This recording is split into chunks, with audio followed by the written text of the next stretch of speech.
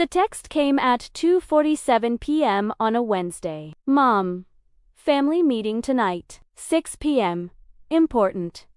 Don't be late. I was in the middle of a budget reconciliation for a client's small business, messy books, tax deadline looming. But when Mom said, "Don't be late," you so wet up, I arrived at 5:55 p.m. My sister Vanessa's car was already in the driveway. A BMW X5, 2 years old. Pristine white. She'd posted about it on Instagram 6 months ago. Treating myself. Sometimes you have to invest in your happiness. My 2015 Subaru looked embarrassed, parked next to it. I let myself in. The house smelled like Mom's pot roast. Comfort food. That meant bad news, dressed up as good news. Claire. You're here. Mom appeared from the kitchen, wiping her hands on a dish towel. Come. Sit. Vanessa's already in the living room. Vanessa was on the couch, scrolling through her phone. 28 years old, 3 years younger than me, wearing Lululemon and an expression of vague discontent. Hey, I said. She glanced up. Oh. Hi. Dad came in from the garage. Claire Bear. How's my accountant daughter? Busy. Tax season prep. Always working. This one. He kissed the top of my head. Your mother says we're having a family discussion. That's what I heard. We sat. Mom brought out iced tea. The good glasses. Definitely bad news. So, Mom began, settling into her chair. We wanted to talk to you both about something exciting. Vanessa's eyes lit up. Did you finally agree? Mom smiled. We? I looked between them. Agreed to what? Vanessa is moving back home. Mom's voice had that forced brightness. Isn't that wonderful? My stomach sank. Oh, the apartment market in the city is just criminal, Vanessa said. I'm paying $2,400 a month for a shoebox. It's ridiculous. So she's coming home while she saves up for a down payment, Dad added. Smart financial planning. I nodded slowly. That's great. The guest room should work fine. Silence. Actually, Mom said carefully, we wanted to discuss room arrangements. Okay, double quotes. Vanessa will be here for at least a year, maybe 2. The guest room is quite small, only 1 window, and the closet space is limited. I knew where this was going. I'd lived here long enough to recognize the setup. We were thinking, Mom continued, that it would make more sense for Vanessa to take your room. It's bigger, better light, the ensuite bathroom. My room. My voice was flat. Now, before you get upset, the room I've had for 26 years. Since I was 5? Claire, you're barely here, Vanessa said. You work like 80 hours a week. You basically just sleep here. I live here. And you'll still live here, Mom said quickly. Just in the guest room. It's perfectly comfortable. I pay rent. That stopped the conversation. Dad shifted. Well, not rent exactly. I pay you $800 a month. That's rent. We prefer to think of it as a contribution to household expenses, Mom said. Does Vanessa plan to contribute to household expenses? Vanessa's face flushed. I'm in a transition period. That's not a no. Claire, your sister needs support right now, Mom said, voice sharpening. She's going through a difficult time. The least you could do is be accommodating. By giving up my room? It's just a room. If it's just a room, Vanessa can have the guest room. The guest room isn't suitable for long-term living, Dad said. You know that. I've lived here for 26 years. I think my seniority counts for something. Mom's expression hardened. Claire, this is our house. We're allowing you to live here. Allowing. The word came out sharper than I intended. I'm 31 years old and I pay rent. I'm not being allowed anything. I'm a tenant. That's not how we see it, Dad said. How do you see it? We see it as family helping family, Mom said. And right now, Vanessa needs more help than you do.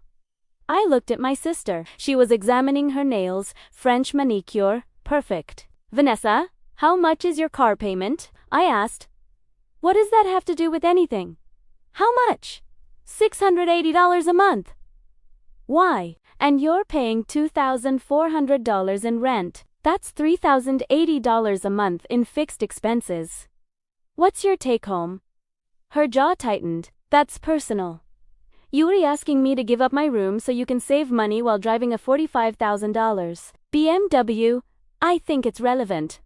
I need a reliable car for work. You work in marketing. You're remote. You told me last month you haven't been to the office in 6 months. Claire, that's enough, Mom said. This isn't about Vanessa's car.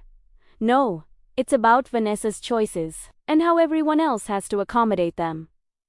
That's not fair, Vanessa started. What is not fair is asking me to move into the smallest room in the house after I've been here for 26 years, while you keep your BMW and your Lululemon addiction and save $0 because you just spend it on something else.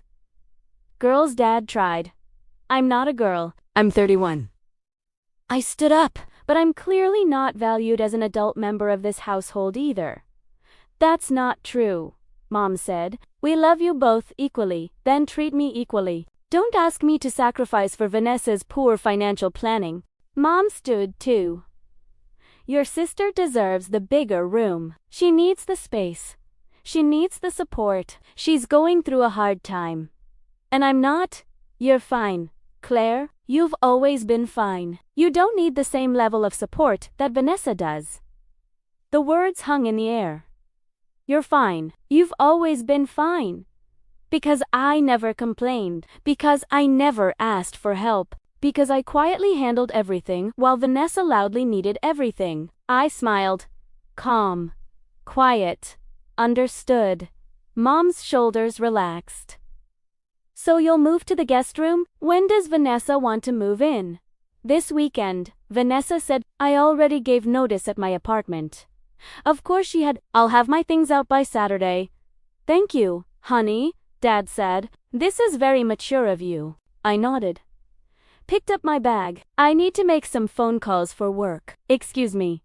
I went upstairs to my room, for no one closed the door. Then I pulled out my phone and opened my banking app. 5 automatic payments stared back at me. The first payment, $1,847, labeled Mom-Dad Mortgage Supplement. The second payment, $425, labeled MD Property Tax. The third payment, $380, labeled MD Homeowners Insurance. The fourth payment, $290, labeled MD Utilities. The fifth payment, $520, labeled MD Car Payment. Dad's truck, total $3,462 per month. I'd set these up 5 years ago. Dad had lost his job, factory closure, entire plant moved overseas. Mom's part-time job at the library didn't cover their expenses. They were going to lose the house. I'd just started my accounting practice. Money was tight, but I'd made it work. Dad had asked me not to tell anyone. Pride, he'd said. He didn't want people knowing they needed help. Dad got a new job after 18 months. Lower pay, but steady. The payments never stopped. I never mentioned them. They never asked me to stop. $3,462 per month for 60 months. $207,720. I'd paid over $200,000 to keep this house afloat. The house where I was now being moved to the smallest room because my sister deserved better. I pulled up each automatic payment, hovered my finger over cancel payment. Your sister deserves the bigger room. You're fine. You've always been fine.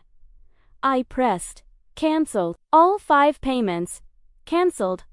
Effective immediately. Then I texted my real estate agent client who'd become a friend. Me. Still have that 1-bedroom condo available, the one downtown. Sarah, yes, are you interested? Me, very. Can I see it tomorrow? Sarah, absolutely, 10 a.m. Me, perfect. I set my phone down and started packing. Saturday morning, I moved out. Not to the guest room. Out. Mom found me loading boxers into my car at 7:30 a.m. What are you doing? Moving. To the guest room. Claire, You don't need to do it all at once. Not to the guest room. I rented a condo downtown. Her face went blank. What? I'm moving out. I signed the lease yesterday. I thought we agreed. You agreed. I accepted. Those are different things. I loaded another box. I'll have everything out by noon. Vanessa can have the room. Dad appeared in the doorway. Claire, what's going on? She's moving out. Mom's voice was shrill. She's throwing a tantrum about the room. I'm not throwing a tantrum. I'm making a choice. I'm 31 years old. It's time I had my own place. But you can't afford. Dad stopped. Can't afford what? He recovered. Your own place? The expenses? You're just starting out with the business. My business has been profitable for 3 years. I can afford it. What about helping with expenses here? Mom asked. Your $800 contribution will be going toward my mortgage instead. Mortgage? Dad's voice cracked. You bought a place? I'm renting. For now. But yes, eventually I'll buy. Vanessa came out, hair in a messy bun, designer pajamas. What's all the noise? Your sister is moving out, Mom said, being dramatic. I'm not being dramatic. I'm moving. There's a difference. Because of the room? Vanessa asked. Seriously, among other things. That's so childish. I loaded the last box. Turned to face them. Vanessa, enjoy the room. I hope it's everything you need. Claire! Wait, Dad started. I'll come by next week for the furniture. The bed, the dresser, those are mine. I bought them. Mom's face went pale. You can't take the bedroom furniture. I can, actually. I have receipts. I got in my car. Claire, Mom called. Don't do this. We can talk about this. I backed out of the driveway. In my rearview mirror, I saw them standing there. Dad looked confused. Mom looked angry. Vanessa looked unconcerned. I drove to my new condo and didn't look back. The first canceled payment hit their account on Monday. The mortgage supplement, $1,847. Mom called at 10:23 a.m. Claire, there's been a mistake. The bank says this month's mortgage payment was short. Okay. Can you check your end? Did your automatic transfer go through? No. Silence. No. It didn't go through. Can you resend it? No. I canceled it. What? Why would you? She stopped. Claire, what's going on? I canceled the payments. All of them. What payments? The mortgage supplement, the property tax, the insurance, the utilities, Dad's truck payment. All of it? I don't understand, Mom. I've been paying $3,462 a month toward household expenses for 5 years. I've canceled those payments. The line was silent for so long I thought she'd hung up. You've been paying. ... Her voice was small. How much? $3,462 per month. For 60 months, $207,720 total. That's not. That can't be. ...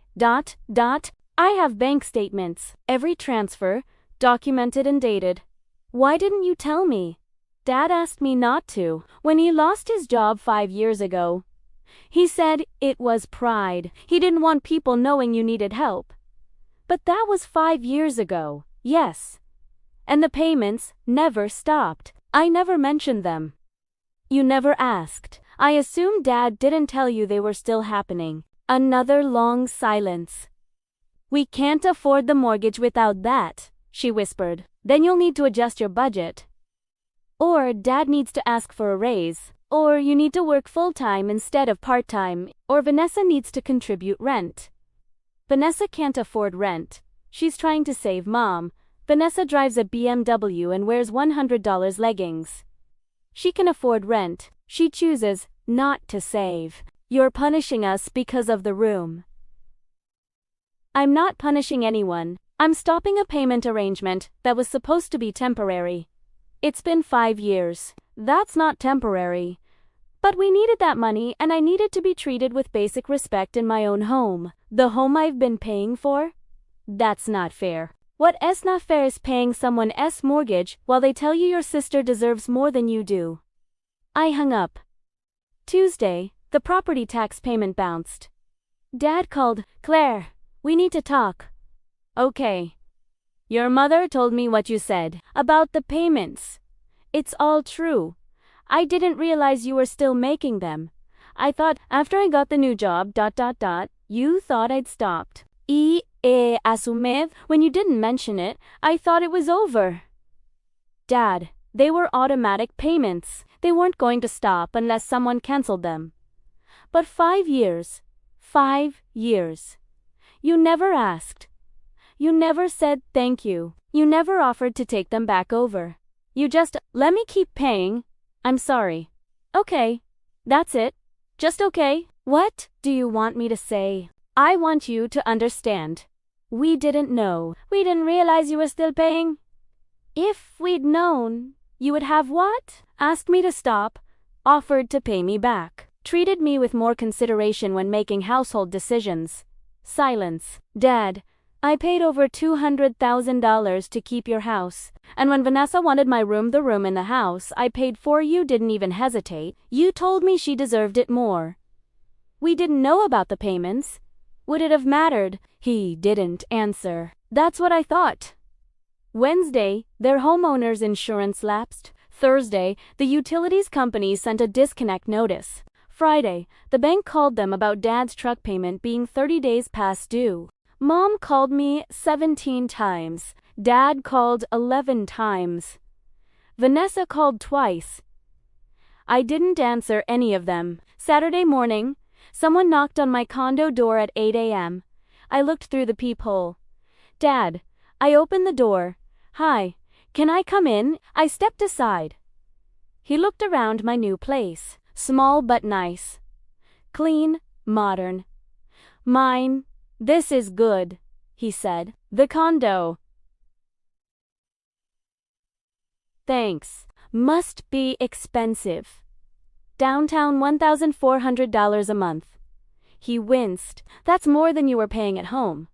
It's less than I was paying in total. $800 rent plus $3,462 in your household bills. This is actually $2,862 cheaper per month. He sat on my couch, looked older than I remembered. I got a foreclosure warning. Yesterday, the bank sent its certified mail. I said nothing. They said we're $1,847 short on the mortgage. Late fees added another $75. We have 30 days to cure the default or they initiate foreclosure. Proceedings? Okay. Claire, we're going to lose the house. No, you're not. The house payment is $2,100. You told me 5 years ago you couldn't afford the full payment when you lost your job. I've been supplementing $1,847. That means you've been paying $253 a month. His face flushed. We've had other expenses. Dad, you make $58,000 a year. Mom makes $28,000 part-time. That's $86,000 combined. It's not that simple. Then make it simple. Show me the budget. Show me where the money is going. I don't have to justify my finances to you. You do if you want me to pay them. He stood up. That's not why I came here. Then why did you come? To ask you to reconsider. To explain that we didn't know. To apologize. Okay. Apology noted. And the payments? Dad, I'm not resuming payments. So you're just going to let us lose the house? You're not going to lose the house. You're going to have to pay for it yourselves. Like adults? After everything we've done for you? Like what? My voice stayed calm. Specifically, what have you done for me? We raised you until I was 18. Yes, that's called being a parent. What have you done since then? We let you live at home. I paid rent, $800 a month, for 7 years. That's $67,200. plus the $207,720 in mortgage supplements. I've paid you $274,920 over 7 years. His face went white. I could have bought my own house. I could have invested that money. I could have traveled. Instead, I paid your mortgage while being treated like an inconvenience. We didn't treat you. You gave my room to Vanessa. The room in the house I've been paying for. You didn't ask. You didn't hesitate. You told me she deserved it more. She needed it more. She needs to grow up. She needs to stop spending money she doesn't have on things she doesn't need. She needs parents who hold her accountable instead of enabling her. That's not fair to your sister. What is not fair is that I've subsidized this family for 7 years, and the moment I asked to be treated with basic respect, you chose her over me. Dad's hands were shaking. So what now? You just abandon us. I'm not abandoning you. I'm letting you stand on your own. Like I had to? We can't afford then. Vanessa pays rent. $800 a month, like I did. Problem solved. She's trying to save, and I was trying to build a business. I did it anyway while paying your bills. She can manage. He stood there, looking lost. Dad, I love you. But I'm done carrying everyone. I'm 31 years old. It's time I prioritized myself. Family should help family. I've been helping. For 7 years, now it's someone else's turn. He left without another word. The foreclosure notice arrived the following Tuesday. I know because Vanessa posted about it on Facebook. When life throws you curveballs, my parents just got a foreclosure notice because my sister decided to punish them over a stupid room. Family isn't supposed to abandon each other. Praying we can save our home. #family first. #heartbroken. The comments filled with sympathy. What kind of sister does that? Money isn't everything. Family is. Some people are so selfish. I took a screenshot and sent it to my lawyer. She called within the hour. Claire, your sister just committed defamation. That post is factually inaccurate and damages your reputation. I know. Do you want me to send a cease and desist? Not yet. Let her dig the hole deeper. You're sure? I'm sure. 2 days later, my phone rang. Unknown number. Hello, Señora Anchin. This is Brandon Peters from First National Bank. I'm calling about the mortgage on 847 Maple Street. I don't own that property. I'm aware, but our records show you've been making supplemental payments on the mortgage for 5 years. The primary borrowers listed you as a financial I never signed anything. I understand. But given your payment history, I wanted to reach out directly. The account is now 60 days past. Do you intend to resume payments? No. May I ask why the payments stopped? They were meant to be temporary. 5 years is not temporary. The borrowers need to handle their own finances. Silence on the other end. Ms. Chun, I have to tell you the borrowers called us yesterday. They claimed you agreed to pay the mortgage indefinitely. That you're reneging on a verbal agreement? That's false. I agreed to help during an emergency. The emergency ended 4.5 years ago. Do you have documentation of the original agreement? I have text messages from 5 years ago where my father asked for temporary help during his job loss. I have bank statements showing every payment I made. And I have nothing, no contract, no agreement, no promise saying the payments were permanent. Would you be willing to provide those to us? If subpoenaed, yes. Otherwise, this is between the borrowers and the bank. Understood. Thank you for your time. He hung up. I pulled up the text messages from 5 years ago, found the thread with Dad. Dad, Claire Bear, can we talk? Need some advice. Me, of course. What's up, Dad? Lost the job. Plant closed. They're moving production to Mexico. Me. Oh no. Dad, I'm so sorry. Dad, we're going to lose the house. Mortgage is $2,100. Unemployment won't cover it. Your mom is panicking.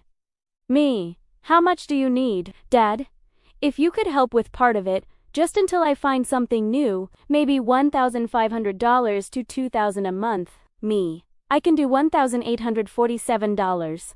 That plus unemployment should cover it. Dad, you're a lifesaver. Just temporary. I promise. I'll pay you back. Temporary. Me. Don't worry about it. Family helps family. Dad, I don't know what we'd do without you. Please don't mention this to your mom. Her pride, you know. Just until I find something new, I'll pay you back. None of it happened. I screenshotted the entire conversation and backed it up to 3 cloud services. Week 3 after the cancellations, Vanessa showed up at my office. My assistant tried to stop her. Ma'am, you need an appointment. I'm her sister. Vanessa pushed past. I looked up from my desk. I'm with a client. You need to leave. We need to talk. Make an appointment. Mom and Dad are losing the house because of you. My client, Mrs. Patterson, 63, recent widow, trying to sort out her late husband's taxes, looked alarmed. I stood. Vanessa, leave. Now. Not until you agree to help. I'm calling security. I picked up the phone. You're really going to let them lose their home? I'm going to let them pay their own mortgage. Like adults. They can't afford it. Then you pay rent. $1,800 a month. Problem solved? I can't afford that. Sell your BMW. Buy a used car. Cut your expenses. Welcome to adulthood. You're such a bitch. She was crying now. Mascara running. You always have to be right. You always have to win. Security. Arrive building security. 2 guards. Ma'am, you need to leave, the larger one said. This is my sister. She's letting our parents become homeless. Ma'am, you're disrupting a business. Leave voluntarily, or we'll escort you out. Vanessa looked at me, at the guards, at Mrs. Patterson, who was clutching her purse like she'd wandered into a hostage situation. This isn't over, Vanessa hissed. She left. I turned to Mrs. Patterson. I apologize. Family issues. Can we reschedule? She nodded, gathering her things quickly. After she left, I sat at my desk and put my head in my hands. My assistant appeared in the doorway. Do you want me to add your sister to the band list? Yes. Please. Done. That night, Mom came to my condo. I almost didn't let her in, but she looked smaller somehow. Older. 5 minutes, I said. She came in, didn't sit, just stood in my living room, looking around. This is nice, the Kanda. Thanks. Must be lonely. By yourself? It's peaceful. She flinched. Mom, what do you want? I want to understand why you're doing this. I've explained. No. You've justified. You've given reasons. But I want to understand why you're willing to destroy this family over a room. I laughed.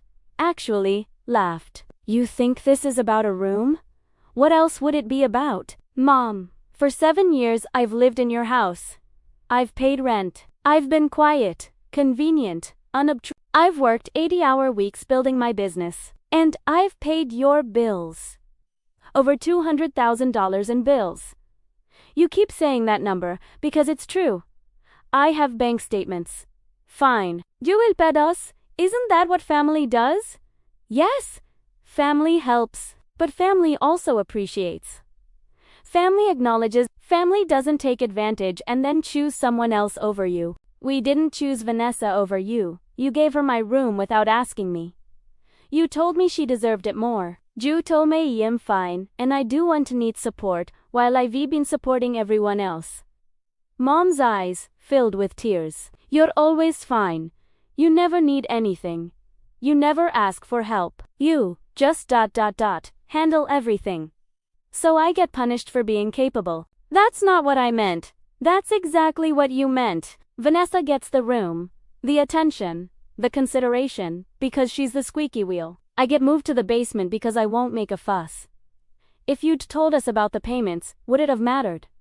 Would you have made a different decision? She didn't answer. That's what I thought. She sat down on my couch, uninvited. We're going to lose the house. Claire? No, you're not. The bank says we have 2 weeks. Then Vanessa pays rent, or you refinance. or dad gets a second job, or you sell and downsize. You have options. Those aren't real options, they're the same options everyone else has. You're not special. You're not entitled to live beyond your means, because I've been subsidizing you. It's not about entitlement. Yes, it is. You felt entitled to my money while treating me like I don't matter, and I'm done. She looked at me for a long moment. You've changed. No. I've stopped pretending I don't matter. When did we make you feel like you don't matter?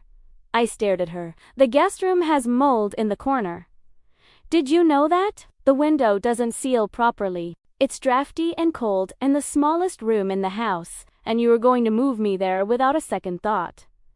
It's just until Vanessa gets on her feet. Vanessa is 28. She has a college degree and a job. She is on her feet. She just makes bad choices with money, and you enable it. We're her parents. You're my parents, too. But somehow I'm the one who has to sacrifice while Vanessa gets accommodated. Mom stood. I can see you're not ready to have a rational conversation. I'm completely rational. You're just not hearing what you want to hear. She walked to the door, stopped. When you're ready to apologize to this family, we'll be waiting. I won't be apologizing. I didn't do anything wrong. You abandoned us. I stopped being a doormat. There's a difference. She left. Week 5. The bank initiated formal foreclosure proceedings. I know because I got served with papers. Apparently, my parents had sued me. Breach of verbal contract promissory estoppel. Financial abandonment causing damages. They wanted $207,720 plus interest. Plus attorney fees.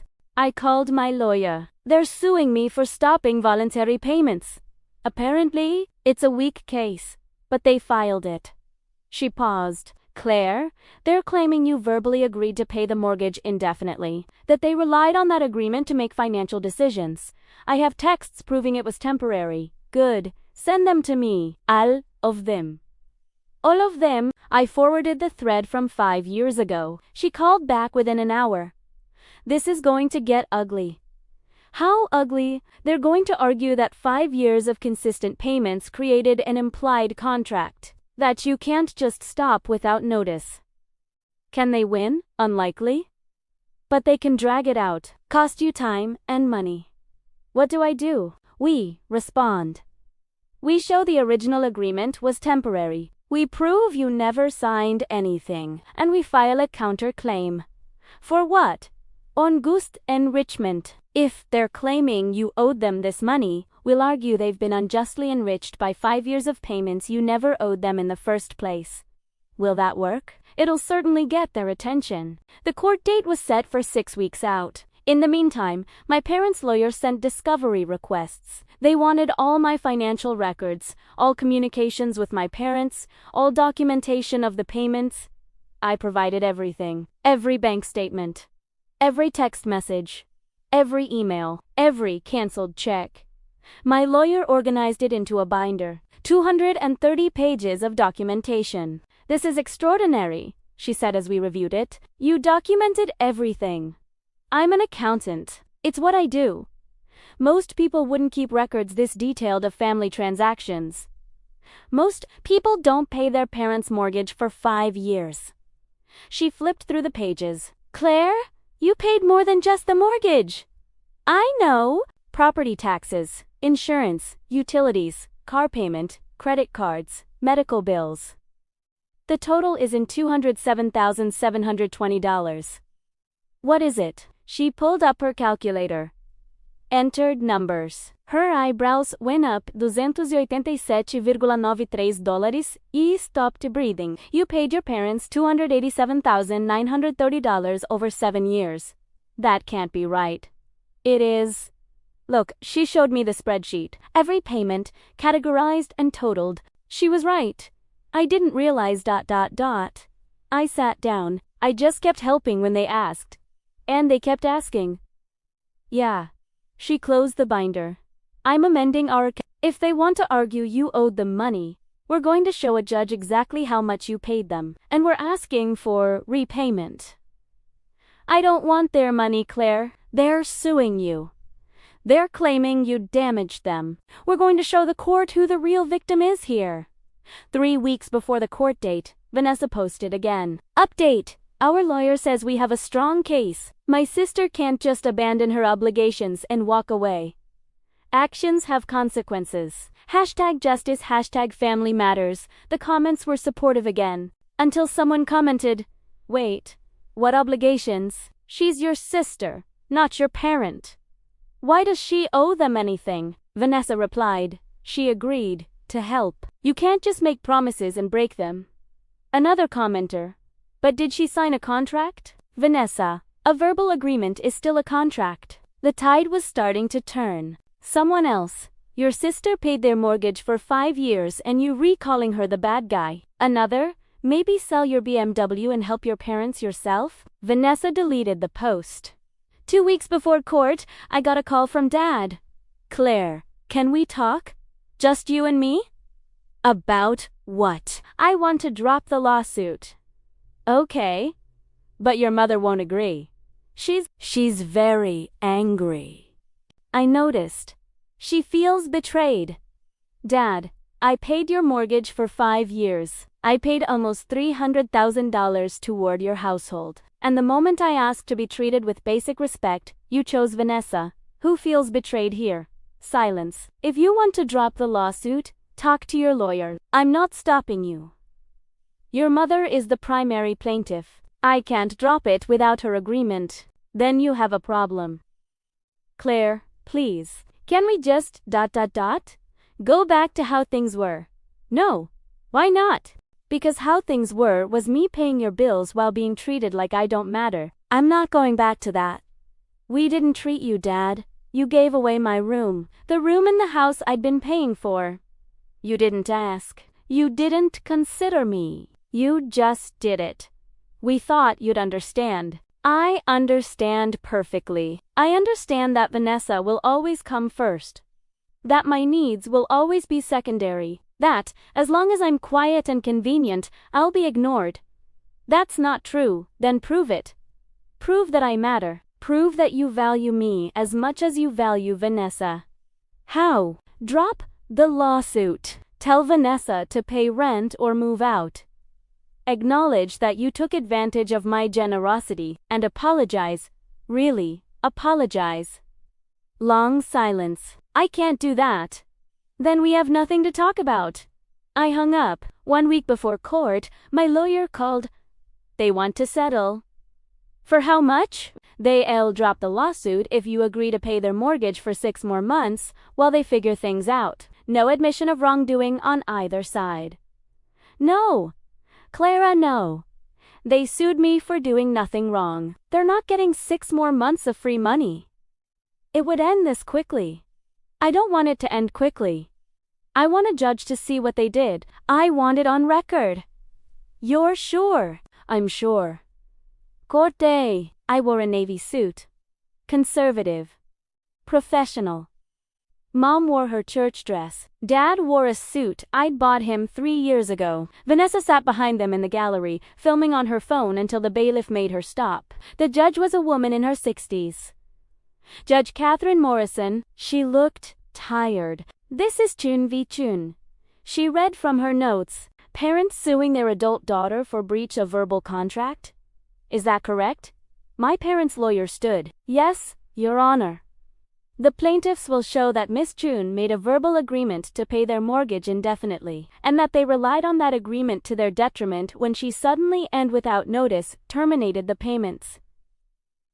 Judge Morrison looked at me. And the defense?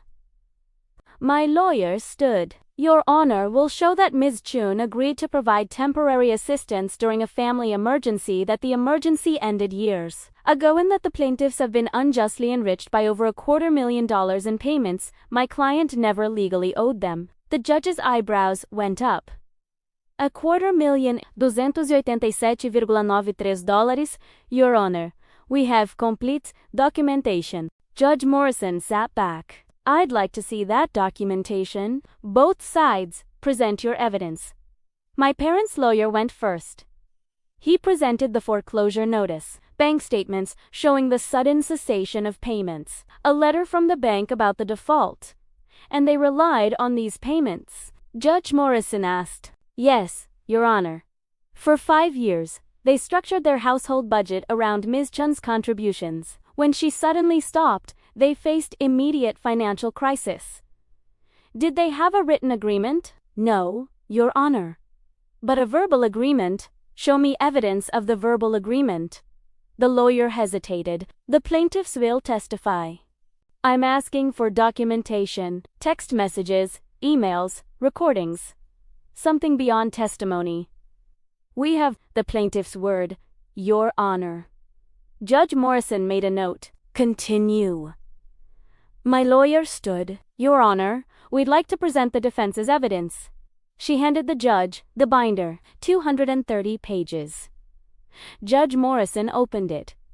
Started reading. Her expression changed. She read for 15 minutes. The courtroom was silent. Finally, she looked up. "Ms. Chun, you paid all of this?" I stood. "Yes, Your Honor. $287,930 over 7 years. Yes, Your Honor." "And you're the daughter, not a business partner or co-owner." "I'm the daughter. I lived in their home. I paid rent and I paid their bills." "Why?" "My father lost his job 5 years ago. They were going to lose the house. He asked for temporary help. I agreed." "And when did the temporary help end?" "It didn't. I kept paying for 5 years. Until they told me my sister deserved my bedroom more than I did." Judge Morrison looked at my parents. "Is that true? You gave her room to your other daughter?" Mom stood. "Your Honor. Vanessa needed the space. I'm asking, yes or no, did you give Ms. Chun's room to your other daughter while she was paying your mortgage?" "Yes, but..." "Sit down." Mom sat. Judge Morrison flipped through more pages. "These are automatic payments. Set up 5 years ago, never canceled until ... double quotes." She checked the date. 6 weeks ago." "Yes, Your Honor," my lawyer said. "And the plaintiffs are suing her for stopping voluntary payments." "Yes, Your Honor." Judge Morrison closed the binder. "I've seen enough. Does the plaintiff have any documentation of a verbal agreement that these payments would be permanent?" My parents' lawyer stood. "The pattern of payments over 5 years established. That's not documentation, that's assumption." She looked at my parents. "Mr. Chun, Mrs. Chun, did your daughter ever sign a contract agreeing to pay your mortgage?" "No," Dad said quietly. "Did she ever verbally state that the payments would be permanent?" "Not in those words. Did she state it in any words?" Silence. "I'll take that as a no." Judge Morrison picked up her pen. "Here's my ruling. The plaintiff's case is dismissed with prejudice. Ms. Chun had no legal obligation to pay her parents' household expenses. The payments were voluntary gifts. She had every right to stop them at any time for any reason." Mom gasped. Furthermore, Judge Morrison continued, "I'm granting the defendant's counterclaim in part. While I won't order repayment of the full amount as those were gifts, I'm awarding Ms. Chun $15,000 in attorney's fees and court costs to be paid by the plaintiffs." "Your Honor." "My parents," Loya started. "I'm not finished. I'm also issuing a restraining order preventing the plaintiffs from contacting Ms. Chun for the purpose of requesting money or harassing her about financial matters. Any necessary communication will go through attorneys." She looked at my parents directly. "Mr. and Mrs. Chun, your daughter gave you nearly $300,000 over 7 years. She kept your house from foreclosure. She paid your bills. And when you treated her poorly, she finally stood up for herself. You responded by suing her. That is unconscionable. But we're going to lose." Mom started. "Then you'll have to make the same choices millions of Americans make every day. Budget. Downsize. Ask your other daughter to contribute, but you will not continue to exploit this daughter's generosity." The gavel came down. Case dismissed. We're adjourned. In the hallway, my parents tried to approach me. The bailiff stepped between us. "Ma'am, there's a restraining order."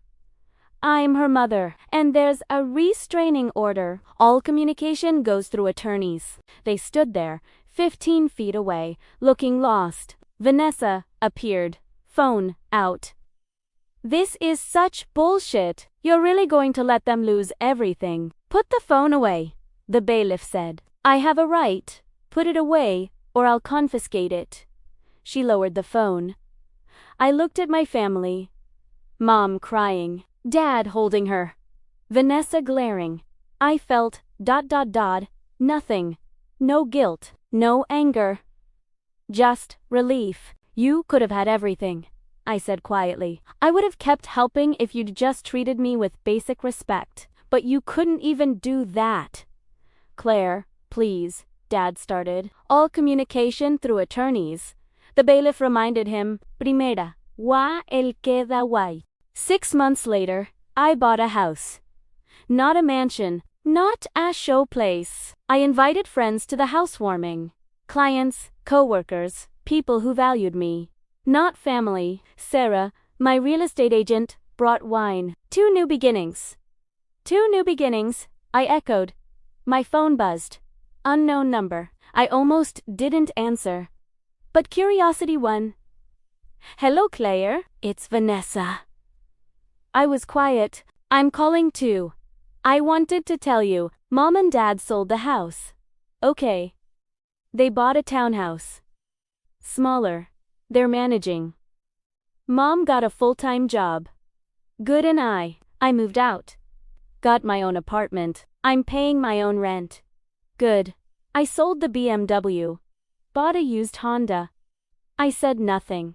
Claire, I'm sorry. For all of Italiano, for taking your room, for not understanding what you were doing for them, for the lawsuit, all of it. Okay. Is there any chance? Could we maybe talk sometime? Just coffee. I thought about it. Really thought about it. Maybe. Someday. But not now. I understand. Her voice was small. For what it's worth, I get it now. What you were carrying. What they put on you. I'm sorry it took losing everything for me to see it. Vanessa, I didn't want you to lose everything. I wanted to be treated like I mattered. I know. Too late, but I know. She hung up. I stood in my new house, looking around at the life I'd built. No more payments to anyone but myself. No more sacrificing for people who didn't appreciate it. No more being quiet and convenient and fine. Just me. My house. My life. My terms. Sarah raised her glass. What are you thinking about? How much lighter I feel. Good lighter or bad lighter? The best kind. The kind where you realize you want to have to carry things that are yours to carry. I'll drink to that. We clinked glasses. My phone buzzed again. This time, a text from my lawyer. Your parents paid the attorney fees. $15,000. Account is settled. I smiled, not because of the money, because they'd finally paid me something. Not what they owed. They could never repay $287,930. But something. Acknowledgement. It wasn't forgiveness. It wasn't reconciliation. But it was closer. And that was enough. I put my phone away and went back to my housewarming party. To my home. To my life. To the future I'd finally put myself first enough to build. Your sister deserves the bigger room, Mom had said. She was wrong. I deserved better than a room. I deserved to matter. And now, finally, I did, to myself. And that was the only person whose opinion ever really mattered anyway.